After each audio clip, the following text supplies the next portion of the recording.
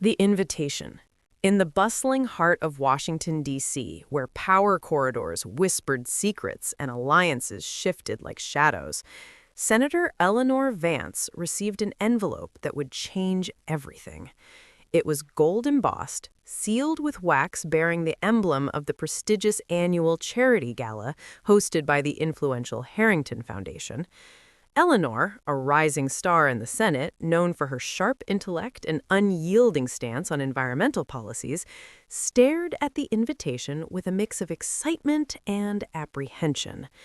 At 45, Eleanor had built her career on integrity. Born in a small Midwestern town, she had climbed the political ladder through sheer determination, advocating for clean energy and corporate accountability. Her marriage to Thomas Vance, a successful lobbyist, provided the perfect facade of stability. They had 2 children, both in college, and their home in Georgetown was the envy of many. But beneath the polished exterior lurked a secret that Eleanor had buried deep, one that could unravel her world if exposed.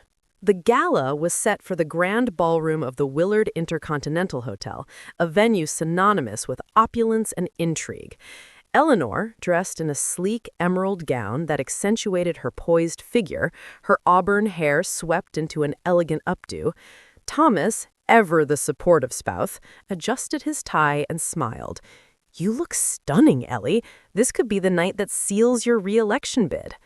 As their limousine pulled up to the hotel, flashbulbs erupted from the paparazzi lined along the red carpet. Eleanor waved gracefully, her mind racing. She had heard rumors about the Harrington Foundation's ties to shadowy figures in the energy sector, but tonight was about networking, not investigation. Little did she know, someone in the crowd had other plans. Inside, the ballroom shimmered under crystal chandeliers. Tables adorned with floral centerpieces seated the elite, CEOs, diplomats, and fellow politicians. Eleanor mingled, shaking hands with donors and exchanging pleasantries. She spotted Marcus Hale, a tech mogul whose company had been under scrutiny for data privacy violations, a topic she had championed in committee hearings. "Senator Vance," Marcus greeted her with a sly grin, his eyes sharp behind rimless glasses. "Always a pleasure. I hear you're pushing that new bill on renewable tech. Bold move." Eleanor nodded, her response measured. "It's necessary for our future, Mr. Hale. We can't afford to lag behind." Their conversation was interrupted by the host, Lydia Harrington, a formidable woman in her 60s with a reputation for pulling strings behind the scenes. "Eleanor, darling, so glad you could make it. Come, there's someone I want you to meet." Lydia led her to a secluded corner where a man in a tailored suit stood nursing a scotch. He was Victor Lang, a reclusive billionaire whose fortunes were tied to oil pipelines, the very industry Eleanor opposed. Victor extended a hand, his grip firm. "Senator, I've followed your work. Impressive, but perhaps a bit idealistic." Eleanor forced a smile.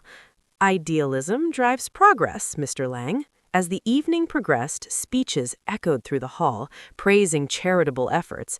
Eleanor took the stage briefly, her words on sustainability earning applause. But as she descended, a young waiter slipped her a note. "Meet me in the East Wing Lounge. Urgent. A friend." Curiosity piqued, she excused herself from Thomas and navigated the corridors. The lounge was dimly lit, empty save for a figure in the shadows. It was Jenna Riley, a journalist from the Washington Herald, known for her investigative pieces. "Senator," Jenna whispered, glancing around, "I have information that could rock the foundations of this town, but it's dangerous." Eleanor's heart pounded. "What is it?" Jenna handed her a flash drive, proof of corruption, bribes, hidden deals involving Lang and others, and it ties back to you. "Me?" Eleanor's mind reeled. "That's impossible."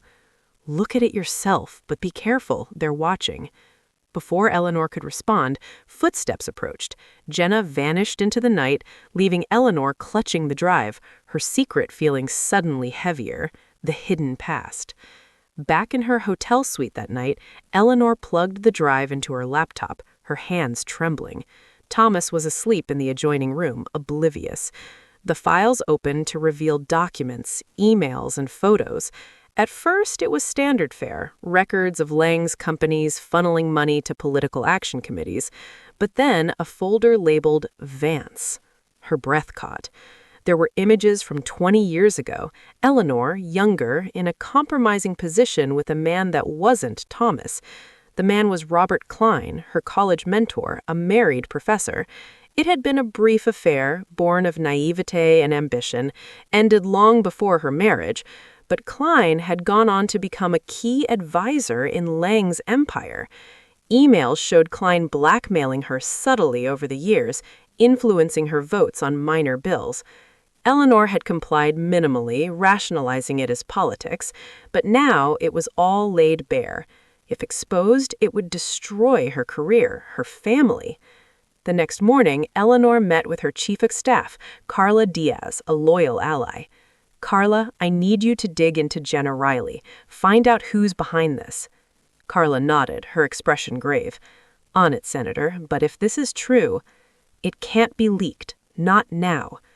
As days turned to weeks, Eleanor threw herself to work, sponsoring a bill to regulate oil fracking.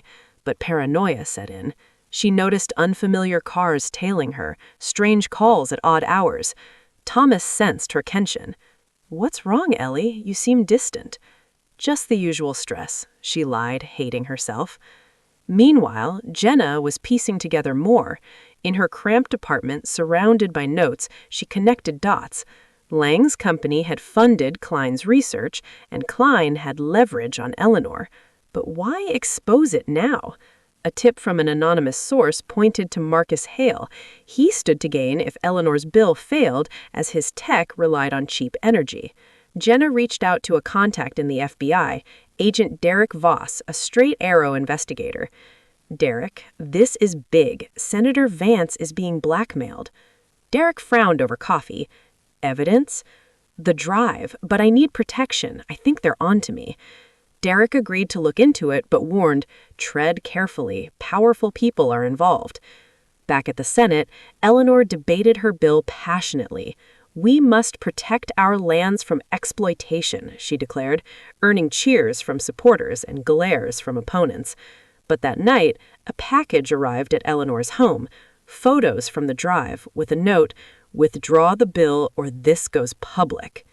Eleanor's world spun. She confided in Thomas, tears streaming. "I made a mistake long ago. Now it's coming back." Thomas held her. "We'll fight this together." Allies and enemies. Eleanor decided to confront Klein. She arranged a meeting at a neutral cafe. Klein, now graying and smug, sipped his espresso. "Eleanor, to what do I owe this pleasure?" "Cut the act, Robert. I know about the blackmail." He chuckled. "Blackmail? It's just reminding you of our shared history. Lang needs that bill gone." "Or what? You'll ruin me?" Klein leaned in. "Precisely." Eleanor recorded the conversation secretly, her phone hidden. "This ends now." Leaving, she felt empowered but vulnerable. She shared the recording with Carla, who suggested going to the authorities. But who can we trust? Jenna, meanwhile, was followed. One evening, as she walked home, a van pulled up. Men in suits grabbed her, but she fought back, screaming. A passerby called the police, and the attackers fled. Shaken, she called Derek. "They tried to kidnap me." Derek arranged protection. "Stay low. I'll investigate Lang." Marcus Hale, sensing the net tightening, met with Lang in a private jet. "Vance is a problem. If she pushes through, our deals crumble." Lang nodded. "Handle it discreetly." Marcus smirked. "I have ways." Eleanor rallied allies, Senator Paul Reyes, a veteran politician, and environmental activist Mia Torres. Over dinner, they strategized. "We need proof against Lang," Paul said. Mia added, "I have contacts in the industry, whispers of illegal dumping." Together, they built a case. Eleanor also reached out to Jenna anonymously, offering collaboration. "We can expose them together."